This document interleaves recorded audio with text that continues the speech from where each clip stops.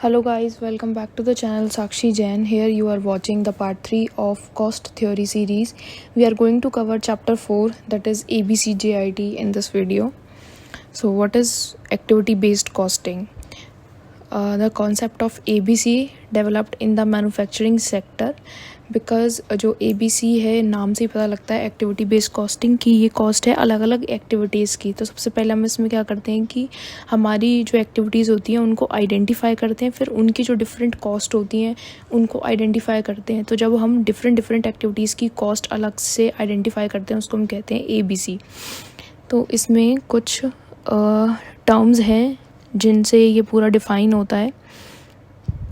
सबसे पहले एक्टिविटी की एक्टिविटी क्या होता है? एक्टिविटी होता है कि जैसे हम जो भी टास्क कर रहे हैं परफॉर्म अपनी मैन्युफैक्चरिंग प्रोसेस में, जैसे कि प्रोडक्शन डिपार्टमेंट को देखना या फिर ऑर्डर्स रिसीव करना कस्टमर से, वो भी एक एक्टिविटी है। तो यहाँ पे लिखा हुआ है activity means an aggregate of closely related task, यानी कि जो भी हमारे पास टास्क आ रहे हैं उन सब को एग्रीगेटली देखना और फिर सब उनके जो भी फंक्शंस हैं उन सबको परफॉर्म करना, उनको हम एक्टिविटी कहते हैं। जब हमारी वो जो भी टास्क होते हैं जब उनको पूरा परफॉर्म कर लेते हैं, सारे उनके गोल्स और ऑब्जेक्टिव्स जो भी रिलेटेड होते हैं उस टास्क से वो कंप्लीट हो जाते हैं, तो हमारी एक्टिविटी बन जाती है।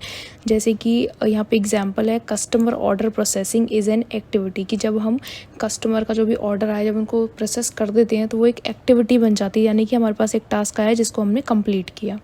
नेक्स्ट है रिसोर्सेज क्या होते हैं कि जब हम किसी भी चीज़ को, मान लो कोई भी एक्टिविटी है उसको परफॉर्म करने के लिए हमें उसमें जो भी एलिमेंट्स चाहिए वो रिसोर्सेज होते हैं। जैसे कि हमें ऑर्डर रिसीव करने के लिए टेलीफोन चाहिए, कंप्यूटर्स चाहिए, या फिर एक ऑर्डर रिसीवर चाहिए जहाँ पे हमारे पास सारे ऑर्डर्स इक्विप्ड हो जाते हैं। तो ये वो सब होते हैं रिसोर्सेज, कि हमें किसी भी एक्टिविटी को परफॉर्म करने के लिए क्या क्या एलिमेंट्स चाहिए। तो इसके कुछ कीवर्ड्स हैं यहाँ पे। Resources are elements that are used for performing the activities, या फिर फैक्टर्स जो कि एक्टिविटीज़ में हेल्प करते हैं। फॉर एग्जांपल क्या, जब भी हमने डिस्कस किया ऑर्डर रिसीवर, टेलीफोन, कंप्यूटर्स, ये सब क्या हैं? रिसोर्सेज हैं। या फिर मैन मटेरियल लेबर, ये सब भी हमारे सारे रिसोर्सेज होते हैं किसी भी मैन्युफैक्चरिंग कंसर्न में या कोई प्रोडक्शन करने के लिए। ये सब चीज़ें जो इनके बिना हम, इन एलिमेंट्स के बिना हम कोई भी मैन्युफैक्चरिंग अपनी कंप्लीट नहीं कर सकते। नेक्स्ट टर्म है कॉस्ट क्या होता है कि जब हम कोई भी एक्टिविटी या किसी भी रिसोर्स को कंज्यूम करने के लिए जो अमाउंट पे करते हैं वो हमारी कॉस्ट होती है। जैसे कि अगर हमें अपनी ऑर्गेनाइजेशन में पर्सनल्स चाहिए काम करने के लिए, एम्प्लॉयज़ चाहिए, तो हमें उनको सैलरी पे करनी होती है। तो यानी कि वो सर्विसेज को कंज्यूम करने के लिए हमें कुछ कॉस्ट पे करनी होती है, तो होती है सैलरी। जैसे कि स्टेशनरी, टेलीफोन बिल, अगर हम कस्टमर का ऑर्डर रिसीव कर रहे हैं टेलीफोन के थ्रू तो हमें टेलीफोन बिल भी देना पड़ता है। तो ये सब कुछ हमारी कॉस्ट होती हैं। यहाँ पे जैसे लिखा है cost is amount paid for resources consumed by the activity, जो हमने डिस्कस किया वही लाइन लिखी हुई है। एग्जांपल्स देख लेंगे कुछ, सैलरीज, प्रिंटिंग, स्टेशनरी जैसे कार्टेजेस वगैरह ये सब होता है, टेलीफोन बिल्स। नेक्स्ट है what is cost object. Cost object क्या होता है?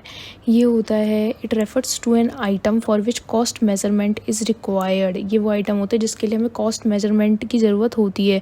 जैसे हम प्रोडक्शन स्टार्ट किया, हम कोई भी प्रोडक्ट बना रहे हैं, तो प्रोडक्ट बनाने के लिए हमें कॉस्ट मेज़र करनी पड़ती है, क्योंकि हमें उसे कॉस्ट पे ही मार्केट में सेल करना है।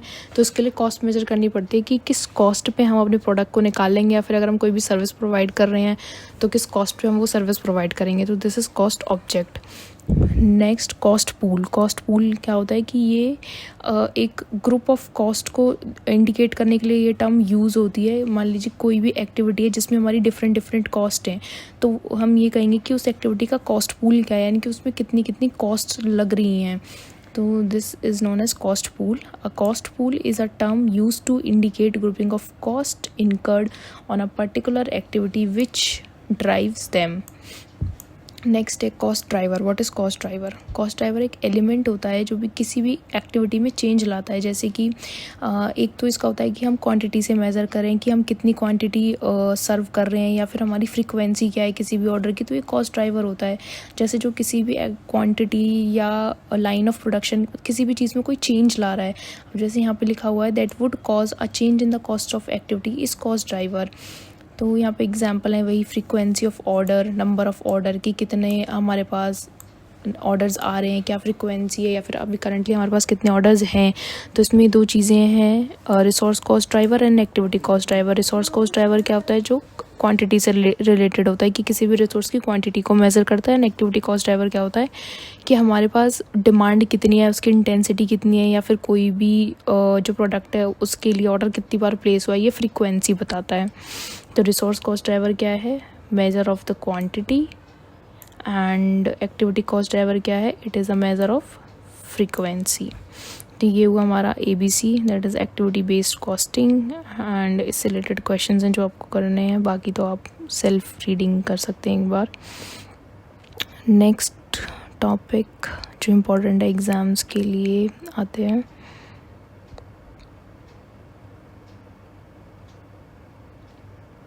Next is just in time, JIT। What is JIT? तो ये एक सिस्टम ऑफ प्रोडक्शन है। वही ये सब कुछ हम पढ़ ही अपने प्रोडक्शन से रिलेटेड रहे हैं, क्योंकि जब हम कॉस्ट खोलते हैं तो we are a manufacturing concern. तो यहाँ पे जस्ट इन टाइम का मतलब है कि एक सिस्टम ऑफ प्रोडक्शन है। तो यानी कि हमें इससे ये पता लगता है कि जब हमारे पास एक्चुअल ऑर्डर्स आ रहे हैं तो हमें कितने प्रोडक्ट को मैन्युफैक्चर करना है उन ऑर्डर्स के हिसाब से। तो जस्ट इन टाइम का यही मतलब है कि हमें कितनी क्वांटिटी बनाने की ज़रूरत है, that is just in time. तो हम देखते हैं क्या लिखा हुआ है। So is a pull system of production, so actual orders provide a signal for when a product should be manufactured.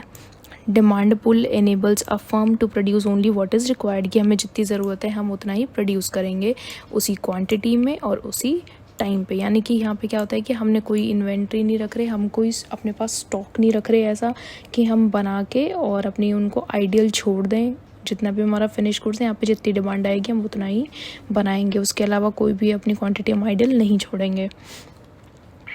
तो यहाँ पे क्या है, इसका मतलब क्या है कि जो स्टॉक लेवल्स हैं रॉ मटेरियल के, कंपोनेंट्स, वर्क इन प्रोग्रेस या फिर फिनिश गुड्स के, can be kept to a minimum, कि हमें कोई ज़्यादा रखने की ज़रूरत नहीं है।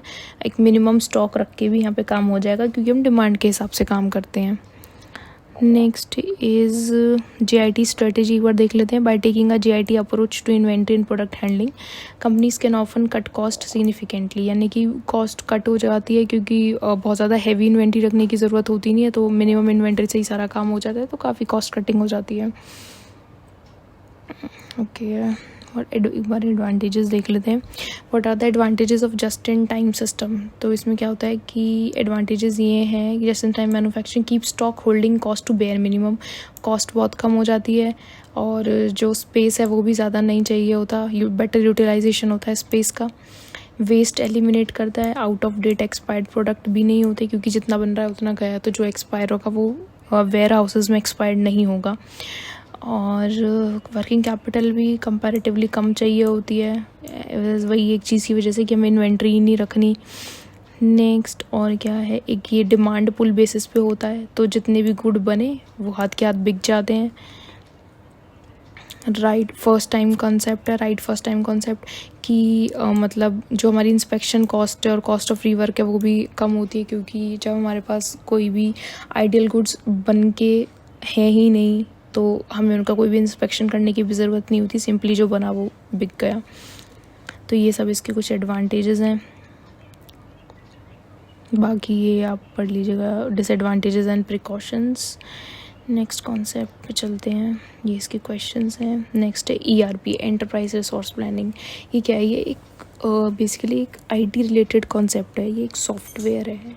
इससे क्या होता है कि हमारे जितने भी डिपार्टमेंट्स होते हैं उनमें जितने भी फंक्शंस होते हैं उस सबको हम इंटीग्रेट कर देते हैं एक सिंगल कंप्यूटर सिस्टम पे, कि हम एक जगह बैठ के ये देख पाएँ कि सारे डिपार्टमेंट कितना और क्या क्या फंक्शन कर रहे हैं। तो उसी के लिए ये सॉफ्टवेयर बनाया गया है, इसका नाम है एंटरप्राइज रिसोर्स प्लानिंग, की मतलब एक एंटरप्राइज यानी कि एक ऑर्गेनाइजेशन के, एक एंटिटी के सारे रिसोर्सेज की प्लानिंग एक ही जगह पे उन सबको इंटीग्रेट करना इज़ ERP। तो देखिए यहाँ पे मीनिंग लिखा हुआ है, एंटरप्राइज रिसोर्स प्लानिंग सॉफ्टवेयर, ये क्या है, एक सॉफ्टवेयर है। और ERP attempts to integrate all departments and functions across a company into a single computer system that can serve all those different departments particular needs. तो वही इसके कीवर्ड्स हैं कुछ, software, integrate all departments and functions across a company एक single computer system में, ये this is ERP। अब इसकी हमें नीड क्या है, क्योंकि अभी सब कुछ बहुत जल्दी अपडेटेड हो रहा है, तो हम एक सॉफ्टवेयर लगाना पड़ता है। ऐसा तो नहीं कि हम एक एंटिटी में जाके अलग अलग कंप्यूटर्स पे देखेंगे कि अलग अलग डिपार्टमेंट में क्या क्या फंक्शन हो रहे हैं। तो इसीलिए ये सॉफ्टवेयर की ज़रूरत है कि जहाँ पे हम एक ही जगह पे बैठ के सब कुछ देख पाएँ कि एंटिटी के हर पार्ट में, हर एक्टिविटीज़ में, हर डिपार्टमेंट में चल क्या रहा है और कितना हर चीज़ का यूटिलाइजेशन हो रहा है। तो ये हर जगह पे यूज़ हो सकता है, लाइक AP टीम में, AC टीम में, या logistics, asset management, financial accounting, कोई भी हमारा सेल्स का सिस्टम है, sales function, marketing function, material requirements planning, कहीं भी हम इसको यूज़ कर सकते हैं। प्रोडक्ट की कॉस्टिंग हो सकती है, E-कॉमर्स के लिए भी यूज़ हो सकता है, इन्वेंट्री भी मैनेज कर सकते हैं। तो ये सब इसके बेनिफिट्स हैं। नेक्स्ट है बेंचमार्किंग। बेंचमार्किंग आपको पता ही है कि जब हम अपने टारगेट्स को सेट करते हैं, किसी भी एक चीज़ को स्टैंडर्ड लेके, किसी भी एक चीज़ को अपना टारगेट बना के जब हम अपने टारगेट्स को सेट करते हैं, उसको बेंचमार्किंग कहते हैं। लाइक किसी भी चीज़ को देख कि भाई हमें उतना ही और ऐसा ही करना है, उसको देख के जब हम अपना टारगेट सेट करते हैं, इस कॉल्ड बेंचमार्किंग। इसके लिए एक बहुत ही स्टैंडर्ड लाइन चलती है, the practice of setting targets using external information is known as benchmarking. तो ये बेंचमार्किंग होता है। अब इसमें कुछ टाइप्स हैं जो कि इंपॉर्टेंट है। फर्स्ट है प्रोडक्ट बेंचमार्किंग। प्रोडक्ट बेंचमार्किंग क्या होता है कि क्या करती है ऑर्गेनाइजेशन, जो भी उनके राइवल है उनके प्रोडक्ट को बाय करती हैं, उसको पूरा कट करके थ्रू आउट लाइक टीयर करके पूरा वो देखती हैं कि इसमें ऐसे क्या फ़ीचर हैं, कैसे क्या परफॉर्मेंस ये कैसे कर पा रहा है, कि इसके अंदर ऐसी क्या क्या प्रोसेसेस लगी हुई हैं जिससे कि ये मार्केट में इतना ज़्यादा ग्रोथ पे है। तो उसको अपने प्रोडक्ट के साथ कंपेयर करती हैं। तो ये होती है हमारी प्रोडक्ट बेंचमार्किंग। यहाँ पे भी लिखा हुआ है कि every organisation buys its rivals products and tear down to find out how the features and performance etcetera compare with its products. तो ये हुआ प्रोडक्ट बेंचमार्किंग, जहाँ पे प्रोडक्ट को ही एनालाइज करना। नेक्स्ट है कॉम्पिटिटिव बेंचमार्किंग। अब इसमें क्या होता है कि इसमें वो क्या कहते हैं कि प्रोडक्ट से ज़्यादा जाके देखते हैं। इसमें होता है प्रोसेस का कंपैरिजन अपने कॉम्पिटिटर्स के साथ। जैसे कि वो ये लोग ये स्टडी करने की कोशिश करते हैं कि भाई उनके मार्केटिंग, फाइनेंस डिपार्टमेंट या HR डिपार्टमेंट में ऐसा क्या है जो हमारे में नहीं है। तो यहाँ पे प्रोडक्ट के बियॉन्ड जाके वो लोग अपने कॉम्पिटिटर्स के साथ कंपैरिजन करते हैं। तो यहाँ पे कॉम्पिटिटिव स्पिरिट में आके वो अपने फंक्शंस का, डिपार्टमेंट्स का कंपैरिजन करते हैं। तो देखिए यहाँ पे है moved beyond product beyond comparisons to include comparisons of process with those of competitors. इसमें किसकी स्टडी इन्वॉल्व होती है? Marketing, finance, HR, R&D etcetera.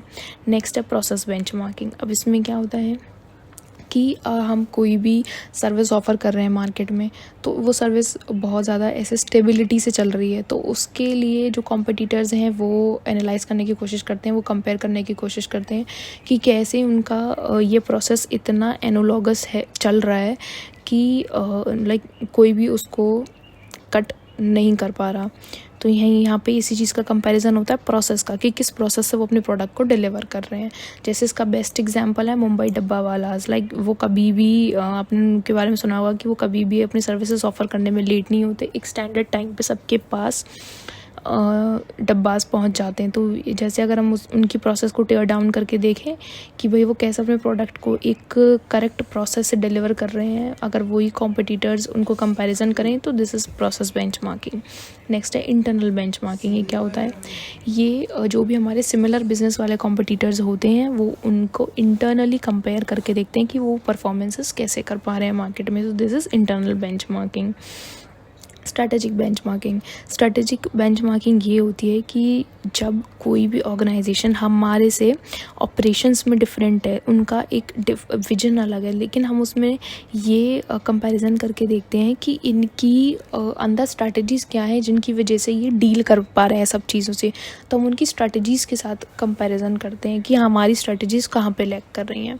Next है ग्लोबल बेंचमार्किंग। इसमें क्या है कि ये भी एक तरीके की स्ट्रैटेजिक बेंचमार्किंग है, उसका एक्सटेंशन है कि हम ये देखते हैं कि जो हमारे पार्टनर्स हैं वो उसी काम को कितने टाइम में कर पा रहे हैं। जैसे इसमें एक बहुत फेमस एग्जांपल चलता है माज़दा का।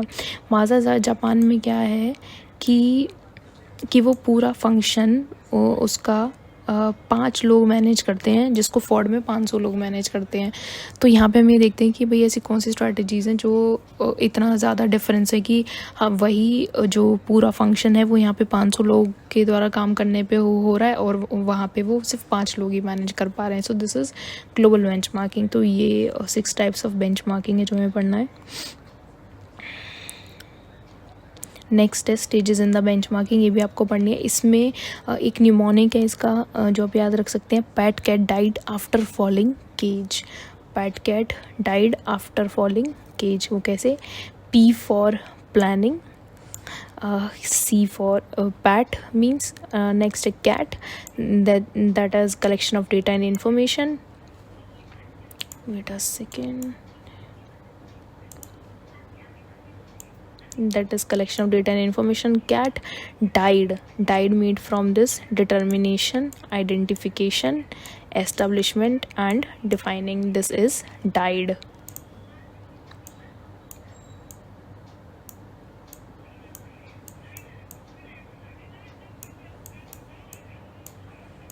This is what? Died. So this is bat cat died after means analysis of the findings, after falling, that is formulation and implementation of recommendations, falling cage, that is constant monitoring and reviewing. So pat cat died after falling cage. तो आप इन steps को ऐसे learn कर सकते हैं।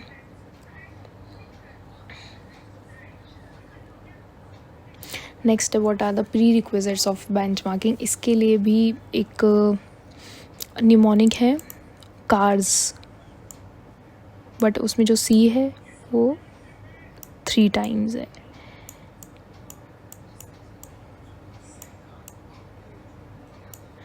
C3Rs cars कैसे? First is commitment, second is clarity of objectives, third is communication, that is CRs. A for appropriate scope, R for resources and S for skills. So this is mnemonic for this cars. अब इसमें प्रीरिक्विजिट्स क्या? Commitment की, जो senior managers वगैरह होते हैं वो सब इसमें सपोर्ट करते हैं। ऑब्जेक्टिव्स बहुत क्लियर होते हैं। कम्युनिकेशन होता है ऑब्वियसली, तभी हम कोई चीज़ को अचीव कर पाते हैं, तभी हमारे प्लान्स कम्युनिकेट होते हैं। अप्रोप्रिएट स्कोप की यहाँ पे ऑब्जेक्टिव्स अचीव करने का स्कोप होता है। रिसोर्सेज लगाने का टाइम भी अवेलेबल होता है, रिसोर्सेज भी सफिशेंट होते हैं हमारे पास। और स्किल्स क्या होती हैं कि जो बेंचमार्किंग टीम है उनके पास अप्रोप्रिएट स्किल्स और कॉम्पिटेंसीज होनी चाहिए, तभी हम कोई चेंज ला पाएंगे, तभी हम किसी का कंपैरिजन करके अपने प्रोडक्ट को बेटर बना पाएंगे। So this is a mnemonic for this, that is cars. Next है इसमें डिफ़िकल्टीज़ क्या होती हैं। इसमें डिफ़िकल्टीज़ क्या होती है कि भाई टाइम कंज्यूमिंग है बहुत ज़्यादा, मैनेजमेंट का सपोर्ट थोड़ा कम होता है क्योंकि इसमें सारे मैनेजर्स ही इन्वॉल्व होते हैं मोस्टली, तो यहाँ पे लाइक जो चीज़ें वो डेलीगेट नहीं हो सकती।